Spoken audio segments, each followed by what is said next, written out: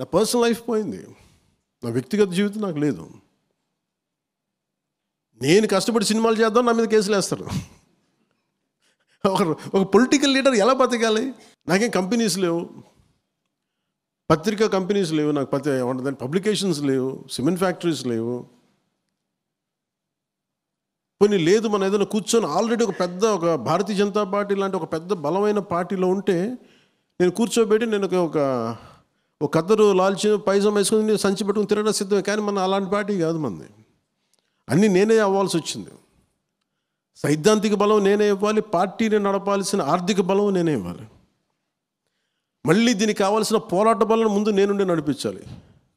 అంటే 3 అంచెల పోరాటం చేస్తే కానీ పార్టీని 15 సంవత్సరాలు ముందుకు నడపలేకపోయాను. నిలబడ్డాం కాబట్టి దీనికి ప్రేరణ తీసుకొని చాలామంది వచ్చారు. యువత, కొంతమంది ఆడపడుచులు వచ్చారు, యువత వచ్చారు.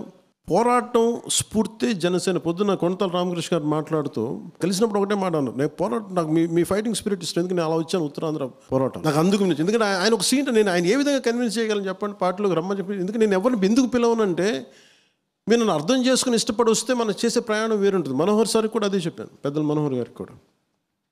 ఆయన నన్ను 2 సంవత్సరాలు పరీక్షించారు. నేను ఉట్టే రాలేదు. ఆయన ఒక ఎస్టాబ్లిష్డ్ కాంగ్రెస్ పార్టీ నుంచి వచ్చిన ఆయన ఎందుకు నమ్మాలంటాను నేను? వీడికి అమెచ్యూరేషన్ ఉంటుందేమో, కూర్చోబెట్టి ఇలా అలా అనుకుంటారు అందరు. తప్పేం కాదు అది. నేనేం చేసుకోవాలి? I said I'll prove you. I said I have proven myself, I have proven my commitment. ఆయన 4 గోడల మధ్య ఎంత కమిట్మెంట్గా చెప్పాను, అదే 4 గోడల మధ్య ఆ రోజున మనకి బోర్డర్లో ఆపేస్తే అదే కమిట్మెంట్ ఆ రోజు చూపించాను. ఆ రోజున 4 గోడల మధ్య ఆయనతో మాట్లాడా. మీకు తెలుసు, మనకి బాలినేని గారు లాంటి వాళ్ళు తెలుసు ఎంత హార్డ్ కోర్ ప్రభుత్వం అది. సొంత మనుషులనే వాళ్ళు ఉండేవాళ్ళు, అలాంటప్పుడు బయట వాళ్ళని ఎక్కడ ఉండిస్తారు? ఒక హార్డ్ కోర్. ఈరోజు ఆయన జైల్లో వెళ్ళి బయటకు వచ్చిన ఇంటెలిజెన్స్ ఐజీ హార్డ్ కోర్ వ్యక్తి. అయినా పర్సనల్ నాకు ఆయన తెలుసు ఒకప్పుడు. ఈరోజు ఇదే వైజాగ్లో మమ్మల్ని ఎలా ఆపారు మీరు చూశారు, చాలామంది గుర్తుండి ఉంటుంది. ప్రభుత్వంలోకి వచ్చి రాగానే నాకు పదవి రాలేదంటే అసలు ఈ ఎలక్షన్లు మీరు అంటే అందరికీ ఇదే అడుగుతున్నాం. మనం అసలు ఎలక్షన్స్ ఇలా చేయలే. ఇది అందరికీ అప్లై, ఒక జనసేనకి కదా, ఇంక్లూడింగ్ టీడీపీ, ఇంక్లూడింగ్ బీజేపీతో కూడా అప్లై అవుతుంది.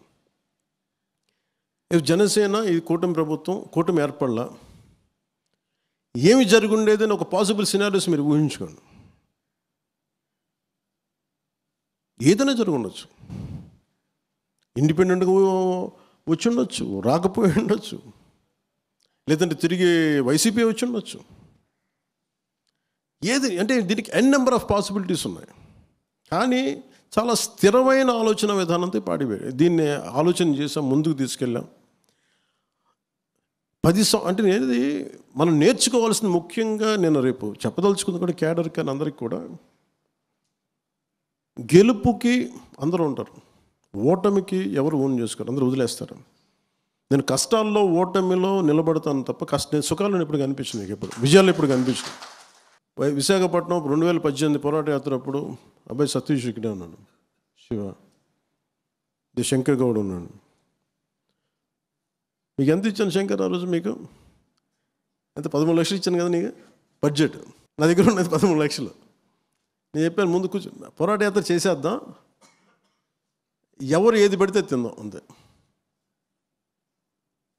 లేదా రోడ్డు మీద కూర్చొని పడుకుందాం, లేదా 10,000 తీసుకొని ఎక్కడో సత్రాల్లో పడుకుందాం, లేదు రోడ్డు మీద పడుకుందాం. ఇంత పిచ్చితో వచ్చాను. అని ఇది ఎందుకు చెప్తున్నానంటే, మీకు తర్వాత ఒకళ్ళు కదిలారు, కొంత డొనేషన్స్ ఇచ్చారు, కొంతమంది జీతాలు.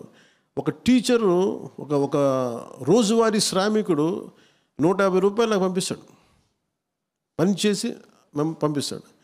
ఒక స్కూల్ టీచరు తనకు వచ్చే నెల జీతంలో ఆ పెన్షన్ని కూర్చోబెట్టి ఇలా పంపిస్తాడు. మొన్నటికి ఎవరో ఒక పోలీస్ ఆఫీసర్ చనిపోతే ఆయన మొత్తం పెన్షన్ డబ్బుని ఆయన నన్ను కలవలేకపోయారంటే అందుకని కూర్చోబెట్టి నాకు పంపించారు.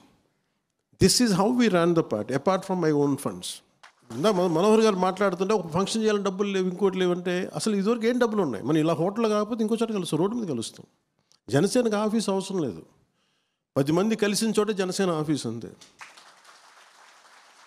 దీని డబ్బులతో పని లేదు అసలు. డబ్బులు, కాఫీలు, టీలు, గాజు గ్లాసులు తాగుతాం. గాజు గ్లాసులు లేకపోతే కూర్చొని చేతితో కూర్చొని అందరం ఒకటి కాఫీని అందరం 1/4 చేసుకొని తాగుతాం, ఒకటి ఛాయ్. సో దీనికి పని లేదు, దీనికి నేను డబ్బుకి సంబంధమే లేదు politics, it's commitment. Bharatiya Janata పార్టీని చూసి మనం చాలా నేర్చుకోవాలి, వాళ్ళ ప్రోటోకాల్స్ కానీ. ఎందుకంటే అది నేను ఓవర్ ఎందుకు అంత ఆశపడినంటే, పార్టీ పెట్టినప్పుడు పెద్దలందరికీ కూడా నా ప్రత్యేకం చెప్తున్నాను. చాలామంది 2018లో వచ్చారు, ఈ పార్టీ రాదని కొంచెం మళ్ళీ వైసీపీకి వెళ్ళిపోయారు, రాదని చెప్పి మళ్ళీ వచ్చాను. నాకు ఫైన్, నాకు అదేం, ఎందుకంటే ఒక అభద్రతా భావం ఉంటుంది. మనకి ఏమవుద్ది పార్టీలో అనేది. నేను ఎందుకు నమ్మాను జనసేన క్రియాశీల కార్యకర్తలను కానీ, జన సైనికుల్ని కానీ, వీర మహిళలు కానీ అంటే, చావు బతుకు నీతోనే అన్నా. ఆ పిచ్చి జనసేనలో ఉంది కాబట్టి 100% స్ట్రైక్ రేట్ కొట్టాను. మీరు ఉన్నారని చెప్పి, వీళ్ళందరూ ఉన్నారని చెప్పి నేను పోరాటం చేయగలిగాను. లేదా నాకు ఆ శక్తి ఎక్కడి నుంచి వస్తుంది?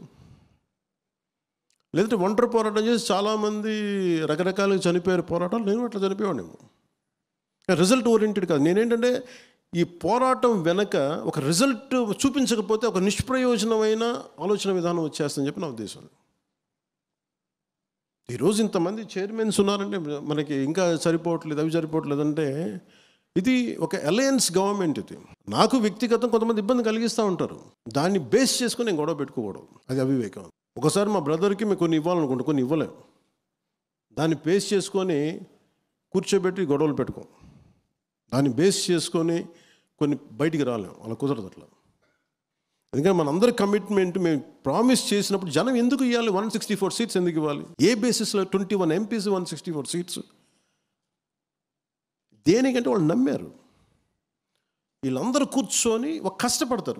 నిజంగా చెప్తాను, ప్రజలకు ఉన్నంత అవగాహన మన కేడర్లో కొంత కొరబడింది, నాయకత్వంలో కొంత కొరబడింది. వాళ్ళు ఇంకా బ్రాడ్ మైండెడ్తో ఉన్నారు. వాళ్ళు అడుగుతుంది ఏంటంటే, మీ టైం ఏమని అడుగుతారు, మా బాధ విను, మా కష్టం విను. నా ఉదాహరణకి చాలాసార్లు ఎడ్యుకేషన్ శాఖ గురించి వస్తాయి, వేరే శాఖల గురించి నా దగ్గరికి వస్తుంటే నేనేమింటానంటే, అమ్మ నా శాఖ కాదు కానీ నేను వింటానంటే, అన్న నాకు తెలుసు, మా సమస్య వినన్నా చాలు. మనం వినటానికి కూడా ఓపిక లేదు. మనల్ని ఎవరన్నా ఎందుకు ఆపుతారు చెప్పండి? మన నియోజకవర్గాల్లో మనం పని చేసుకుంటూ వెళ్తే మనల్ని ఎవరు ఆపగలరు? వాటాలు కావాలంటేనే గొడవలు అవుతాయి తప్ప పని చేయాలనుకుంటే గొడవలు రావు. నేనేం పెట్టుకున్నా, నేను వచ్చింది, నేను నిజంగా నాకు డబ్బులే కావాలంటే మన సినిమాలు ఉన్నాయి, మనం చెప్తా ఉన్నాను. I lead a very luxurious life. If I would be in cinema, I can lead an excellent life. ఎండ పడకుండా, నీడ పట్టున, నా సన్నిహితో ఒక ఆయన చెప్తూ ఉంటారు, నువ్వు డేట్స్ ఇస్తే మేమే ఒక కథ అనుకొని, నీకు గొడుగు పట్టుకోవడానికి ఒకళ్ళు, షార్ట్లో పడితే నీకేం దెబ్బ తగిలి కట్టడానికి ఇంకో ఫిజియోథెరపిస్ట్, ఇంతమందిని పెట్టుకొని మేమే కథ ఆలోచించుకొని మేమే కష్టపడి నువ్వు వచ్చి జస్ట్ 4 యాక్టింగ్ చేస్తే చనిపోద్ది, నీ డబ్బులు ఇస్తాం. అలాంటిది నువ్వు ఇవన్నీ వదిలేసి నువ్వు వెళ్ళి కూర్చొని